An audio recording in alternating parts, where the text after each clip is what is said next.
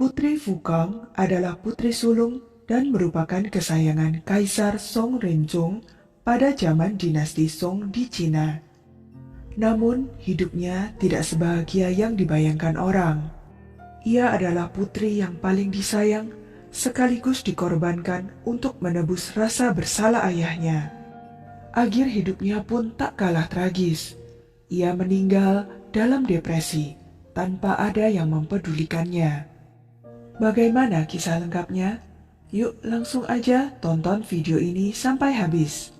Putri Fukang lahir pada tahun 1038 sebagai putri tertua Kaisar Song Renjong dan ibu kandungnya adalah Selir Miao. Song Renjong adalah kaisar paling terkenal di dinasti Song. Pada masa pemerintahannya, perekonomian dinasti Song Utara sangat makmur dan berbagai bidang seperti perdagangan, teknologi, dan budaya memasuki masa paling makmur dari dinasti Song Utara. Ia juga dikenal sebagai kaisar yang paling baik hati. Sebagai kaisar, Song Renjong tidak diragukan lagi kehebatannya. Ia dapat dikatakan sebagai salah satu kaisar paling cakap dalam sejarah Tiongkok. Namun, sebagai seorang ayah, Song Renjong bukanlah orang tua yang cakap. Kaisar Renjong juga dianggap sebagai kaisar yang romantis, dan dalam haremnya memiliki jumlah wanita yang sangat banyak, sehingga ia mempunyai banyak anak, termasuk 3 pangeran dan 13 putri. Namun sayangnya, tingkat kematian anak-anak Kaisar Renjong sangat tinggi. Dengan 3 putra dan 13 putri, hanya 5 putri yang bisa bertahan hingga dewasa. Mereka adalah Putri Fukang, Putri Chen, Putri Qin, Putri Dagon, dan Putri Yan. Putri Fukang cerdas sejak ia masih kecil, dan ia sangat berbakti. Meskipun ia paling disayang oleh Kaisar Renjong, tetapi ia tidak menyombongkannya. Suatu ketika, Kaisar Renjong sakit parah. Ia melayani di sisinya siang dan malam. Melihat ayahnya menderita kesakitan, Putri Fukang sangat sedih. Agar ayahnya tidak terus menderita, ia berdoa ke langit tanpa alas kaki, bersedia menggantikannya. Ketika sang ayah menderita, ia berharap bisa menggunakan nyawanya sebagai ganti kesehatan ayahnya. Kemudian ketika hal itu diketahui oleh Kaisar, ia semakin mencintai putri sulungnya tersebut. Karena itu ia menolak permintaan Pangeran Liao untuk menikahi Putri Fukang. Pada saat Putri Fukang berusia 20 tahun, Kaisar Renjong mengadakan upacara kanonisasi yang sangat besar untuknya dan mengangkatnya sebagai Putri Yang Kuo. Ini adalah upacara pengangkatan putri resmi pertama yang diadakan dalam sejarah dinasti Song. Tidak hanya itu, Kaisar Renjong yang dikenal sangat berhemat rela menghabiskan ratusan ribu dolar untuk membangun kediaman putri yang sangat mewah, untuk mencegah Putri Fukang dianiaya setelah meninggalkan istana untuk menikah nanti. Sebagai putri tertua, Fukang menikmati materi dan kekuatan yang tidak bisa dinikmati orang biasa. Tetapi seperti kata leluhur, ketika Fukang mendapatkan sesuatu, ia juga kehilangan beberapa hal. Di antaranya termasuk haknya untuk memilih pernikahan. Putri Fukang terpaksa menikah dengan pria yang tidak dicintainya, bahkan sangat dibencinya. Kisah ini berawal dari terungkapnya sebuah rahasia besar 1 tahun setelah kematian janda permaisuri Liu, bahwa sebenarnya ibu kandung Kaisar Renjong bukanlah janda permaisuri Liu, melainkan Selir Li Chen yang awalnya adalah pelayan permaisuri Liu. Setelah mengetahui kebenaran ini, Kaisar Renjong sangat merasa bersalah pada ibu kandungnya, Li Chen, dan sering menyalahkan dirinya sendiri mengapa ia menunggu sampai Li Chen meninggal sebelum ia tahu bahwa ia adalah ibu kandungnya dan tidak dapat melakukan bakti pada orang tua. Oleh karena itu, untuk menebusnya, Kaisar Renjong memberikan segala macam bantuan kepada keluarga Li Yonghe, kakak laki-laki dari Li Chen, ibunya. Ia menjadikan keluarga Li salah satu raja wilayah yang terkemuka di dinasti Song hanya dalam beberapa tahun.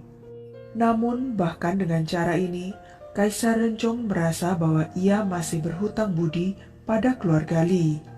Jadi ia ingin menikahkan putrinya Fukang dengan putra kedua pamannya yang bernama Li Wei. Song Renjong tidak peduli dan bersikeras untuk menikahkan putrinya yang berharga dengan sepupunya Li Wei. Keputusan yang salah ini secara langsung menyebabkan tragedi pernikahan. Li Wei berpenampilan jelek dan karakternya membosankan. Ia lahir dari latar belakang yang sederhana dan lahir dari seorang selir. Keluarga mereka bisa dikatakan miskin sampai keadaan berubah setelah Kaisar Renjong mengetahui ibu kandungnya yang sebenarnya. Keluarga Li kemudian langsung berubah menjadi kaya raya. Putri Fukang tidak tega untuk tidak mematuhi ayahnya, jadi ia harus menerima nasibnya dan menanggungnya sendiri. Kaisar Renjong mengadakan pernikahan besar untuk putrinya. Ia tidak berharap bahwa putrinya sangat tidak puas dengan pernikahan ini. Setelah sang putri menikah, ia selalu memandang rendah suaminya dan selalu menganggap Li Wei sebagai pelayan biasa. Ia tidak pernah berbagi kamar dengan suaminya. Sebaliknya, kepala Kasim putri Fukang, Liang Huaiqi, dan Kasim pelayan lainnya menjadi tempat untuk mencurahkan isi hati dan menghilangkan kesedihan sang putri. Kasim Liang Huaiqi digambarkan berwajah putih kecil, terlihat tampan, sangat sopan, dan dapat berbicara serta membujuk putri Fukang agar tertawa. Oleh karena itu, Putri Fukang menghabiskan sepanjang hari bersama Liang Huaiqi dan tidak menghiraukan suaminya. Semua ini menyebabkan ketidakpuasan ibu Li Wei, Lady Yang. Pada tahun 1060, Putri Fukang dan Liang Huaiqi sedang minum dan bersenang-senang di bawah bulan. Lady Yang mengintip mereka dan terpergok oleh Putri Fukang. Sang putri sangat marah, menjadi lepas kendali, kemudian memukul Lady Yang ibu mertuanya dan berlari kembali ke istana kekaisaran semalaman. Ia memaksa membuka gerbang istana terlarang secara pribadi di tengah malam, yang merupakan hal yang tabu, dan menangis kepada ayahnya memohon untuk mengakhiri pernikahan yang malang ini. Di zaman kuno, ada aturan bahwa begitu gerbang istana dikunci, itu tidak bisa dibuka dengan mudah sampai pagi. Sebelum fajar menyingsing, skandal sang putri menyebar ke seluruh jalanan ibu kota. Beberapa pejabat meminta untuk menghukum sang putri.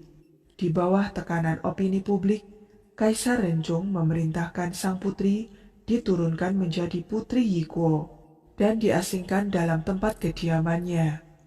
Suaminya, Li Wei, diturunkan pangkatnya menjadi prefek di Weizhou. Pelayan Kasim di sampingnya dipecat, dan Liang Huaiqi ditugaskan ke Luoyang untuk membersihkan makam kekaisaran.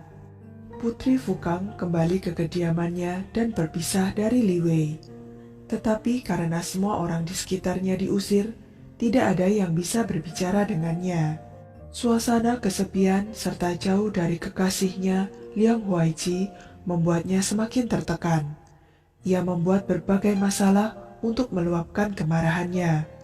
Banyak yang beranggapan bahwa Putri Fukang berangsur menjadi gila. Setelah itu, selama beberapa waktu, Fukang mencoba mengakhiri hidupnya beberapa kali. Kadang dengan cara menggantung dirinya sendiri, kadang dengan cara melempar dirinya ke dalam sumur, dan bahkan kadang membakar istana. Melihat situasi ini, Renjong sebagai ayahnya merasa tertekan. Ia tidak punya pilihan selain mengembalikan Liang Huaiqi ke istananya, berharap kedatangannya akan menyembuhkan kegilaan Fukang. Namun saat itu sudah terlambat. Kondisi mental Putri Fukang sudah rusak parah. Ia tenggelam dalam depresi yang berkepanjangan. Untuk alasan politik, pada tahun 1062, kakak laki-laki Li Wei mengajukan petisi supaya Putri Fukang dan Li Wei bersatu kembali. Dan Kaisar Renjong yang masih begitu merasa bersalah pada keluarga ibunya langsung menyetujuinya. Maka bagi Fukang, hidup tidak lagi menyenangkan, dan hari-hari setelah itu baginya seperti mayat berjalan, hanya menyisakan tubuh tanpa jiwa. Ditambah lagi pada tahun 1063, Kaisar Renjong meninggal. Setelah itu tidak ada lagi yang menyokong kehidupan mereka. Pertengkaran selama bertahun-tahun juga telah menghancurkan hubungan antara Putri Fukang dan Li Wei. Dikatakan Li Wei menghentikan perawatan medis untuk kondisi mental Putri Fukang. Bahkan ketika sang putri sakit, Li Wei tidak merawatnya dengan baik. Karena tidak ada lagi sokongan dana, Li Wei juga memiliki segala macam masalah, seperti makanan dan pakaian yang tidak mencukupi. Sehingga dikabarkan banyak kutu di selimut dan tempat tidur sang putri. Putri Fukang juga harus mengerjakan semuanya sendiri, karena tidak ada lagi pelayan yang membantunya. Pada akhirnya, pada tahun 1070, Putri Fukang meninggal dalam depresi saat ia masih berusia 33 tahun. Sekian kisah tentang Putri Fukang, putri yang paling disayang sekaligus dikorbankan untuk menebus rasa bersalah ayahnya.